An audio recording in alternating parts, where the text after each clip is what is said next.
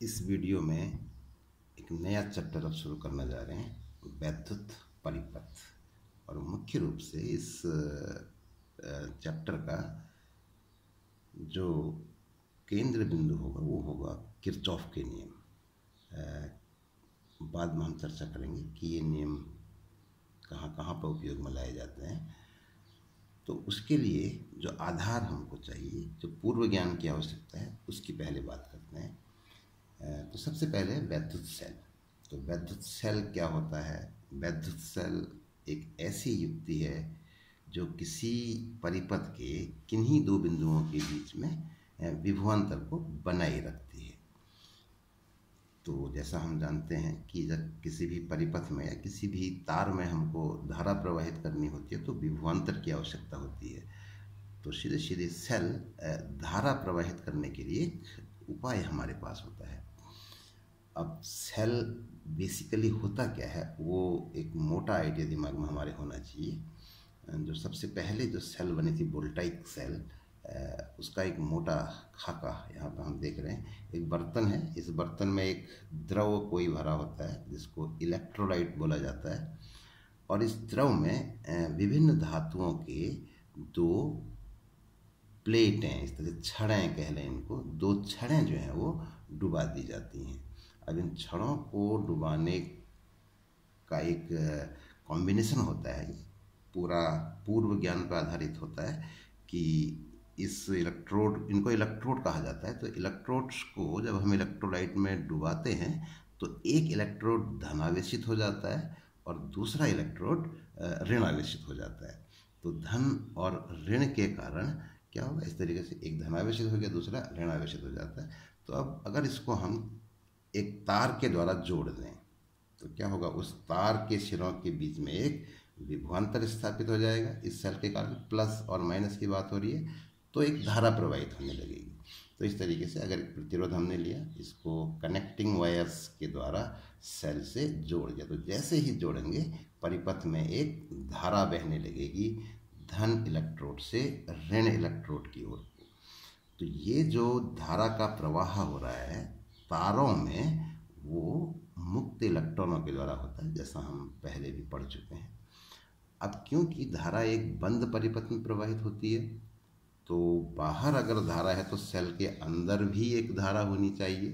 तो यहाँ अगर हम देखें तो सेल के भीतर जो धारा होगी वो ऋण से धन की ओर को होगी। बाहरी परिपथ में धारा धन इलेक्ट्रोड से ऋण इलेक्ट्रोड की ओर प्रवाहित हो रही है, जबकि सेल के भीतर ऋण इलेक्ट्रोड से धन इलेक्ट्रोड की ओर को प्रवाहित होगी। तो जैसा किसी चालक में हमने देखा था, इलेक्ट्रॉन चलते हैं, धन आयनों से टकरा जाते हैं, इस तरह से उनके मार्ग में एक बाधा पहुंचती है जिसको हमने वैद्युत प्रतिरोध कहा था। बिल्कुल उसी तरह की घटना इस सेल के भीतर भी होगी।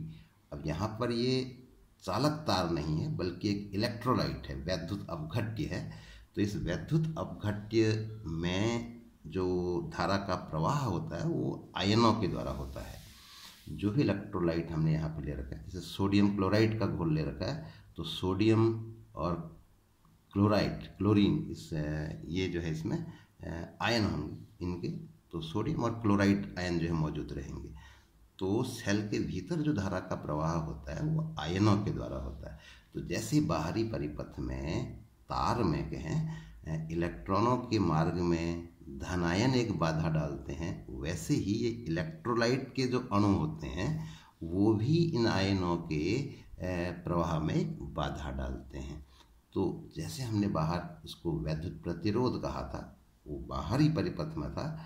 यहाँ पर जो सेल के अंदर उसी तरह की जो बाधा पहुँच रही है इलेक्ट्रोलाइट में आयनों को चलने में, तो इसको सेल का आंतरिक प्रतिरोध कहा जाता है।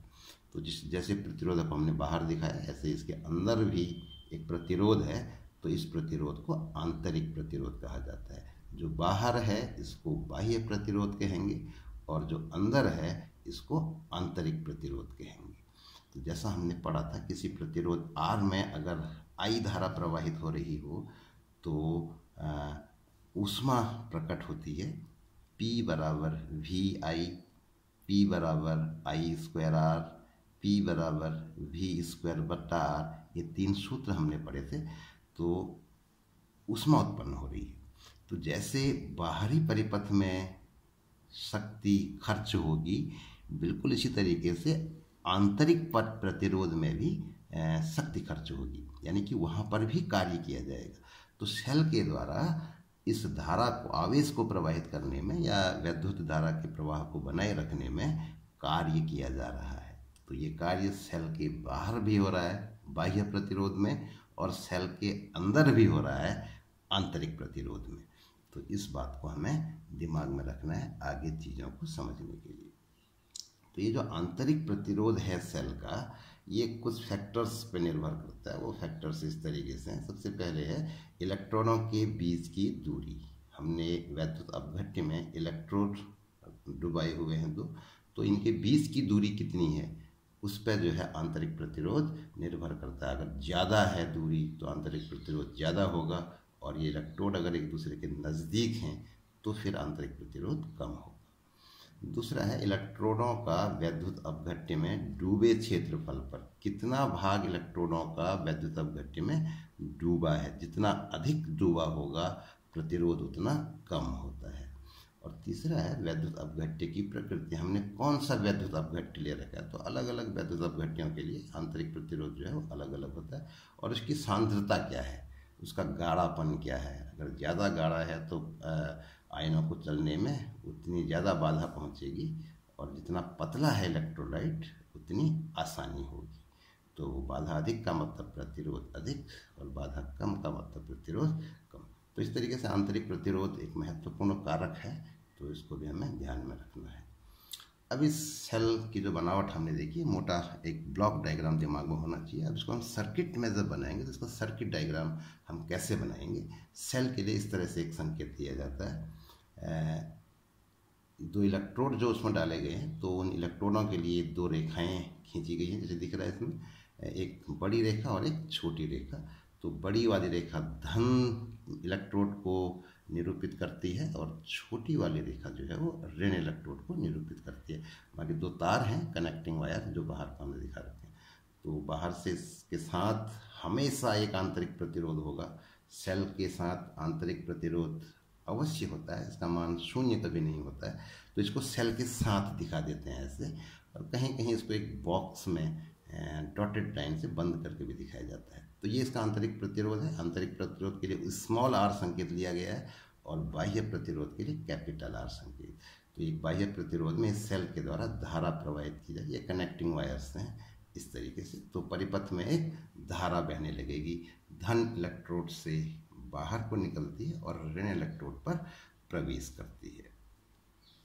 तो सेल के लिए एक लाक्षणिक गुण है जिसको परिभाषित हम अब करने जा रहे हैं, सेल का विद्युत वाहक बल। तो जैसा हमने देखा अभी, अगर परिपथ में धारा के प्रवाह को बनाए रखना है तो सेल को ऊर्जा खर्च करनी होती है, सेल को कार्य करना पड़ता है। तो किसी भी सेल के द्वारा पूरे परिपथ में, यानी कि अंदर भी और बाहर भी, एकांक आवेश को प्रवाहित करने में जितना कार्य किया जाता है वो सेल का विद्युत वाहक बल कहलाता है, और इसको कैपिटल ई से जो है डिनोट करते हैं। तो पूरे परिपथ में एकांक आवेश को प्रवाहित करने में सेल द्वारा किया गया कार्य सेल का विद्युत वाहक बल या इलेक्ट्रोमोटिव फोर्स, शॉर्ट में ईएमएफ इसको कहेंगे, कहलाता है। तो मैथमेटिकल फॉर्म हो जाएगा E बराबर W बटा Q, जहाँ W क्या होगा, Q आवेश को पूरे परिपथ में प्रवाहित करने में किया गया कार्य।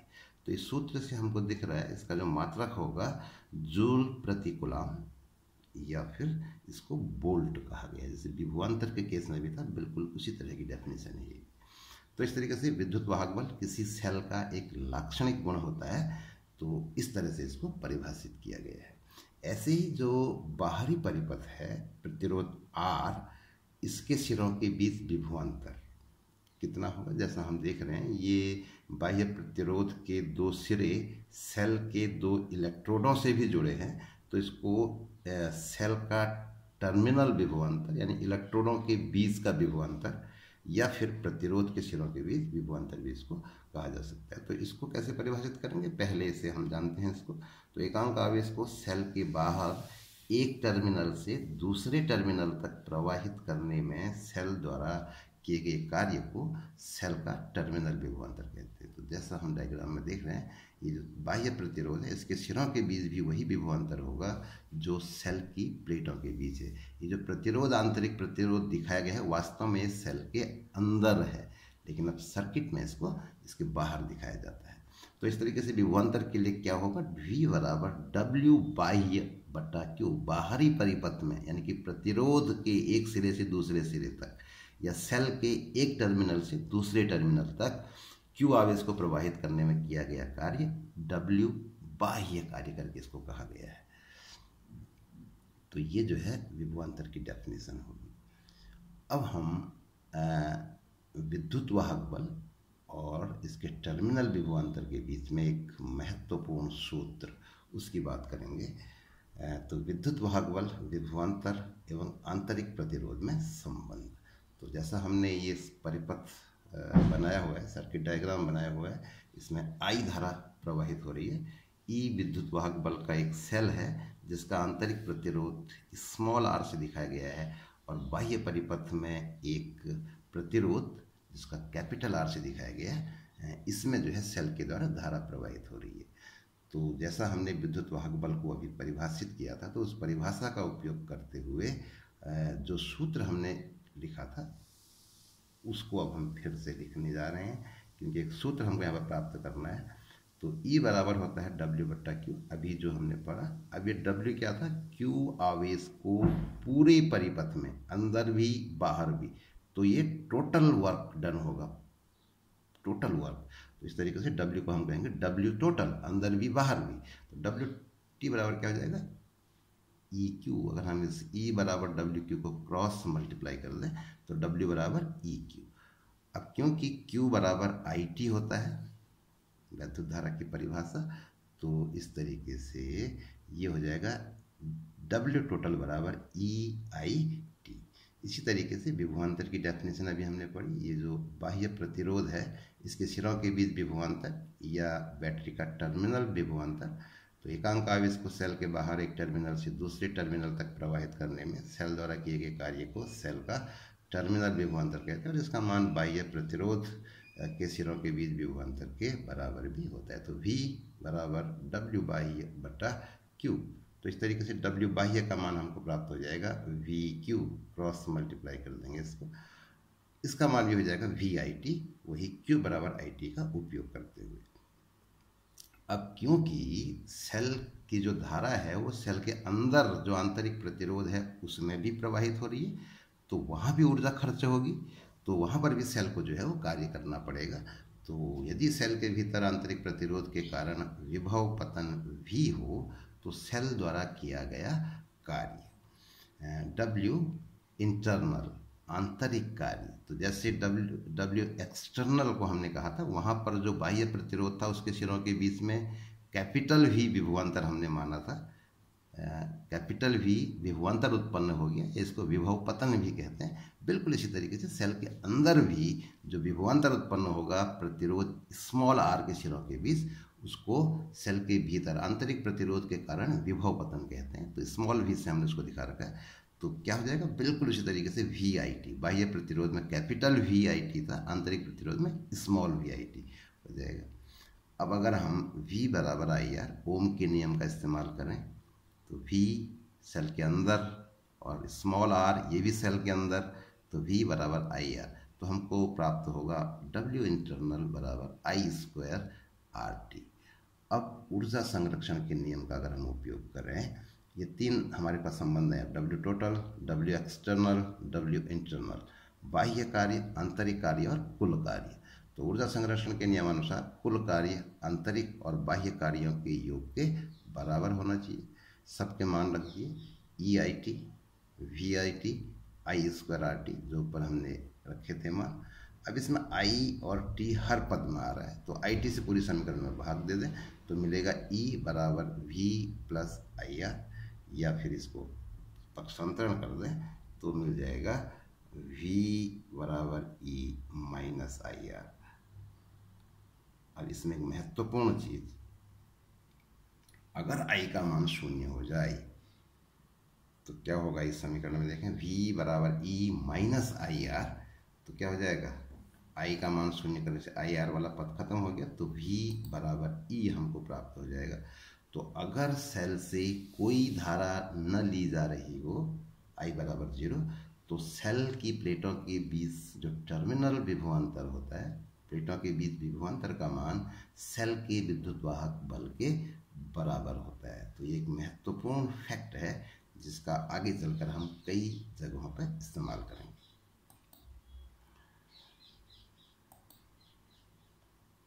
इसी सूत्र का उपयोग करते हुए दो महत्वपूर्ण सूत्र हम और निकालेंगे। पहला सूत्र है परिपथ में धारा का मान। किसी भी परिपथ में धारा का मान कैसे निकाला जाएगा, तो V बराबर E minus I R, V बराबर आई आर, बाह्य प्रतिरोध के सिरों के बीच विभवांतर V था, तो ओम के नियम से V का मान हो जाएगा आई आर। बाह्य प्रतिरोध की बात हो जाए तो कैपिटल आर आएगा।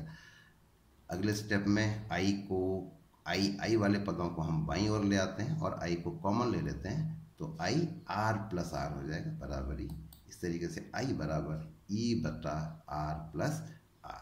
तो इसको हम इस तरह से कह सकते हैं, किसी भी परिपथ में धारा बराबर होती है परिपथ का कुल विद्युत वाहक बल बटा परिपथ का कुल प्रतिरोध। Current in the circuit is equal to EMF of the circuit divided by total resistance of the circuit. तो ये एक महत्वपूर्ण सूत्र, इसका हमको बार बार उपयोग करना होगा परिपथ में। एक और सूत्र है, इसके द्वारा हम किसी सेल का आंतरिक प्रतिरोध ज्ञात कर सकते हैं। तो इसी सूत्र से निकालना है, तो शुरुआत होगी V बराबर E minus I R. V cell की प्लेटों के बीच विभवांतर या जो बाह्य प्रतिरोध था उसके सिरों के बीच विभवांतर, स्मॉल r आंतरिक प्रतिरोध, I सेल द्वारा दी जा रही धारा और E सेल का विद्युत वाहक बल है। तो इसमें देखें हम आंतरिक प्रतिरोध के लिए सूत्र निकाल रहे हैं, तो उस पद को छांटते हैं जिसमें R आ रहा है, आई आर को बाईं ओर ले आए, E माइनस V। तो R के लिए सूत्र क्या हो जाएगा, E माइनस V बट्टा I को दूसरी ओर ले गए। तो अब I का मान हम रख देते हैं वही ओम के नियम से। बाह्य प्रतिरोध के लिए अगर हम कहें तो V बराबर I कैपिटल R, तो इसलिए I बराबर V बटा कैपिटल R हो जाएगा। ये मान रख दिया। अब इसको अगर सॉल्व करें तो R पलट के ऊपर चला जाएगा और E बटा V माइनस V बटा V, तो V बटा V जो है वो 1 हो जाएगा। इस तरीके से इस सूत्र का उपयोग हम सेल का आंतरिक प्रतिरोध ज्ञात करने के लिए कर सकते हैं।